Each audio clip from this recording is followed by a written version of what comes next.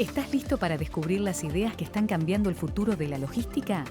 Bienvenidos a Mundo Tecnolog, un espacio donde conectamos con los líderes, innovadores y especialistas que están transformando el sector, porque la logística mueve al mundo. Mundo Tecnolog desde el Hotel Montevideo en el corazón de Crucito, recibiendo al candidato a la presidencia por el Partido Independiente, el doctor Pablo Mieres. ¿Qué tal, Pablo? ¿Cómo andas? ¿Qué tal, Daniel? Encantado de estar por acá. ¿Qué entiende por logística hoy en clave de país? Bueno, sin duda que es uno de los grandes digamos, núcleos desde donde se puede pensar el desarrollo y el crecimiento de Uruguay. Uruguay, por ciertas características geopolíticas, lo que tiene que ver con su situación geográfica, una región rodeada por mercados muy grandes, como Argentina y Brasil, pero también por su estabilidad política, por sus condiciones democráticas, por su certeza jurídica, se convierte en un lugar estratégico para captar inversiones y desarrollos que tienen como referencia desenvolvimiento logístico en la región. Entonces, parece que acá hay un camino muy importante que forma parte de un proyecto de desarrollo de Uruguay. Hay que recordar que para que podamos sostener y crecer en materia social y de integración, se necesita un crecimiento económico de mayor vigor que el que tenemos actualmente. Así que el esfuerzo logístico es una de las claves. Vamos a ir a ese aspecto que ustedes además lo plantean en el programa de gobierno. Pero simplemente como dato, la logística y los servicios logísticos alcanzaron una cifra de exportaciones superior a los 850 millones de dólares.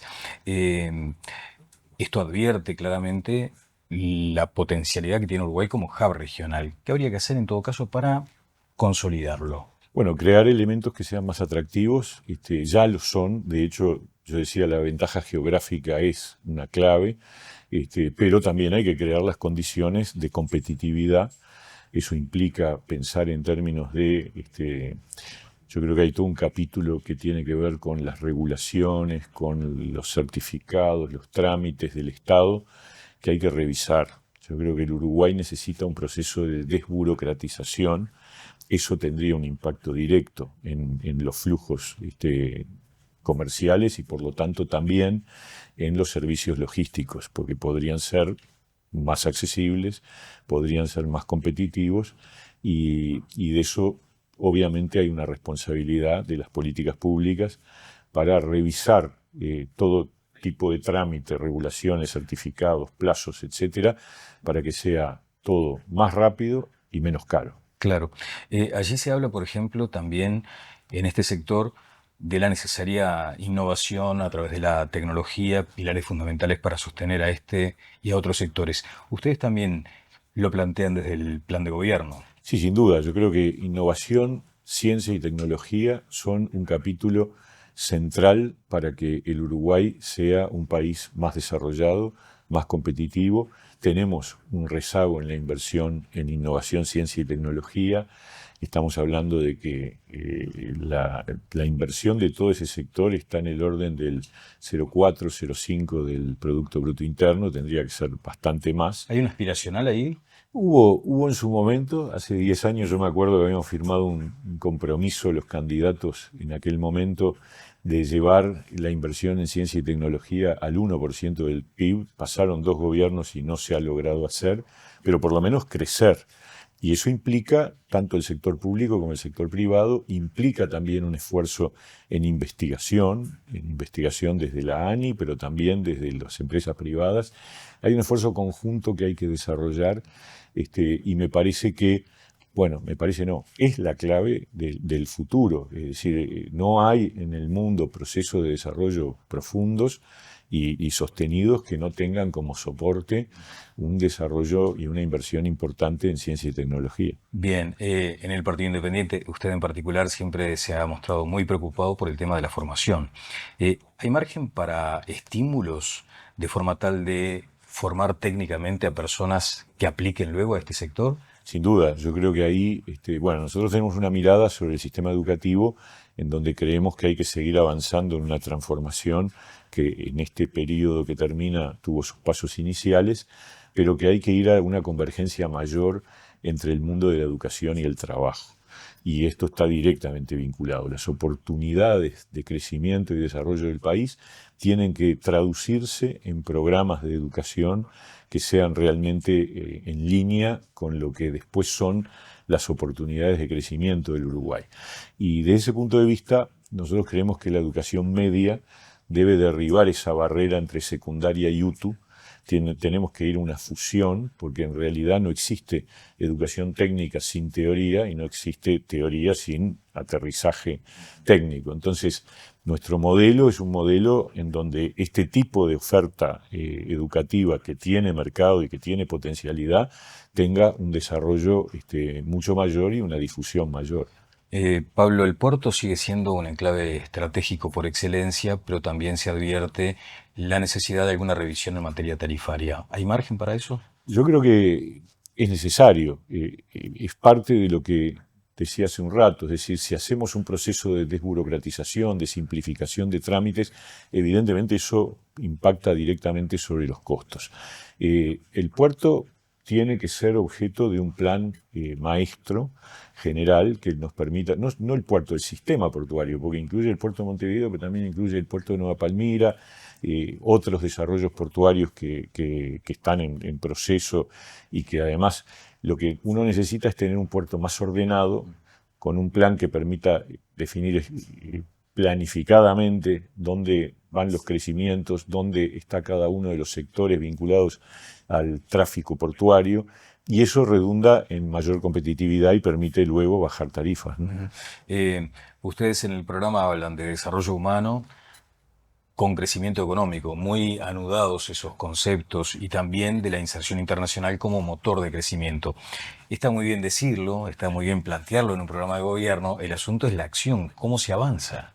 Bueno, yo creo que la inserción internacional todos lo tenemos claro, es uno de los grandes desafíos. El Uruguay es un país chico, tiene un mercado pequeño, el crecimiento del Uruguay está asociado al comercio exterior, indisolublemente asociado, y implica también servicios logísticos de primera línea, de avanzada, de vanguardia, con incorporación de tecnología importante, y en ese sentido abrir puertas, abrir acuerdos internacionales. El Uruguay ha intentado fuertemente.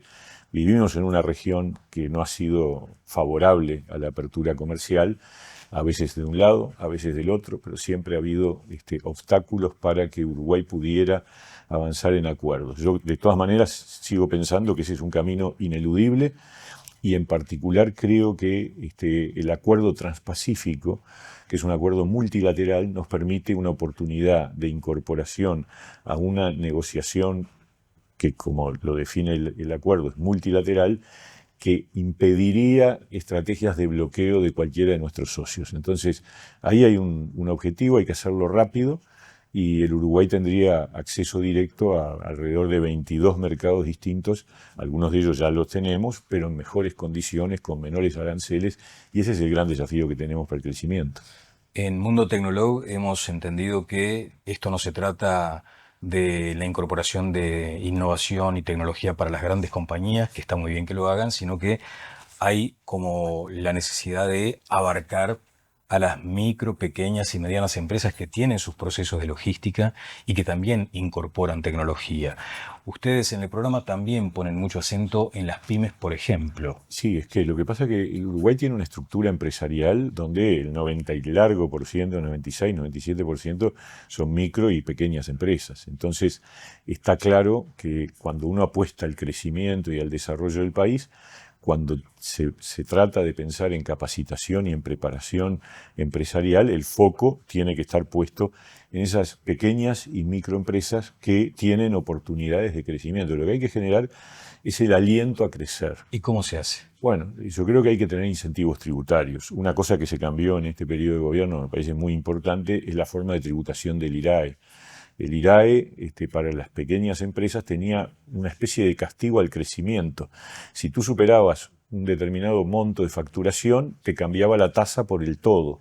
Nosotros propusimos que fuera como el IRPF, es decir, que una empresa que llega a cierto tope de facturación, por el excedente de ese tope de facturación cambia la tasa, pero no en el total. Entonces eso no castiga el crecimiento, que era el efecto perverso que tenía la estructura tributaria anterior. Ese es un ejemplo. Debe haber más y seguramente hay que buscar nuevas formas de alentar a que esos emprendimientos, que son la enorme mayoría que los tiene en el país, tengan oportunidades y claro, y cuando un sector es dinámico, como el caso de la logística, entonces atrae más a que pequeñas empresas puedan hacer el esfuerzo y decir, yo puedo crecer y por lo tanto incorporar nueva tecnología y aumentar su facturación. Y el empleo también. Y también el empleo. A ese punto quería llegar también. Hasta hace muy poco estaba vinculado al mundo del empleo en su condición de ministro de Trabajo. Y se habla de que ya es innegable la necesidad de modernizar los vínculos, las relaciones laborales. ¿Cuál es el camino que debe transitarse allí? Bueno, sin ninguna duda hay un desafío inmediato que es tener una oferta de capacitación y de reciclaje laboral muy atenta y oportuna, porque el mundo del trabajo va a una velocidad enorme y entonces las habilidades y competencias que se requieren cambian permanentemente y mucha gente al cambiar las habilidades y competencias queda inempleable. Bueno, ahí hay un camino crucial y en este mundo, el mundo tecnológico y el mundo de la logística es mayor todavía. Yo creo que ahí hay dos claves, más allá de la incertidumbre que todos tenemos sobre hacia dónde va el trabajo tiene una dinámica propia. Una es las habilidades digitales. En lo que sea para adelante, el mundo y el trabajador va a requerir de poseer habilidades digitales. Y la otra son las habilidades transversales, las que tienen que ver con cualidades vinculadas a saber trabajar en equipo, tener capacidad de iniciativa, ser proactivo, no faltar, llegar, cumplir con sus horarios, con sus horarios que vuelven a ser cada vez más flexibles, ¿no? ¿Verdad? Yo creo que vamos a un mundo en donde el trabajo aquel de 8 horas diarias, eso desapareció. De hecho, hay que asumir que hay normas que tenemos que cambiar, lo mismo que la ley de licencias, que hoy de hecho es estricta y es rígida y sin embargo en la práctica no se cumple, porque los trabajadores muchas veces prefieren fraccionar la licencia y al empleador le sirve y eso se hace en la vía de los hechos, pero el marco jurídico es estricto en establecer que tú te podés tomar licencia todo junta o solo partir en dos y eso después de la vida no es así. Lo mismo los horarios, en la ley de teletrabajo hay una primera flexibilización porque se establece una unidad temporal de medición que es la semana, no el día, no la jornada, y así tendríamos que seguir en esa línea porque es la tendencia de este nuevo mundo del trabajo que tenemos. Bien, y después como cierre también ese concepto que últimamente ha sido muy reiterado respecto al costo de vida, al costo país, al asunto también de moderar los impulsos del dólar que encarece todo nuestro sistema productivo. ¿Cuál es la idea allí? Bueno, ahí se abre el gran capítulo de la reforma del Estado, ¿no? O sea, no es viable. A ver, cuando hablamos del atraso cambiario, que es un problema del dólar, que es cíclico en el Uruguay, que cada tanto vuelve, es una especie de retornelo permanente, que le genera un problema grave al sector exportador, al sector turístico, en definitiva, a buena parte del aparato productivo del Uruguay, uno puede encontrar mecanismos como, por ejemplo, bajar la tasa de interés para la moneda nacional para generar una mayor demanda de dólares o que el Banco Central actúe en el mercado comprando dólares. Pero son medidas puntuales y que no van al fondo del problema. El fondo del problema es el déficit fiscal y es el gasto público exagerado. Entonces, lo que hay que hacer es encarar de una vez por todas una reforma del Estado que nosotros desde el Partido Independiente promovimos a través de la Oficina de Servicio Civil y alguna cosa se hizo, pero es muy poquito. Bueno, se hizo también lo de la regla fiscal, que es importante porque le marca límites al administrador, al gobernante, en cuanto a cómo gastar y cuánto gastar. Pero tenemos que seguir avanzando en una línea de revisión de las estructuras estatales, no para eliminar o reducir el Estado, nada de eso, nada del concepto neoliberal, pero sí de un Estado que tenga funciones, que las haga con eficacia, con criterio, y por lo tanto que ese déficit fiscal deje de ser el impulsor de lo que después se convierte en el atraso cambiario y entonces en el freno a las exportaciones y al desarrollo del país. Muchas gracias. Encantado. Mundo Tecnológico con el doctor Pablo Mieres, candidato a la presidencia por el Partido Independiente, desde aquí, desde el Hotel Montevideo.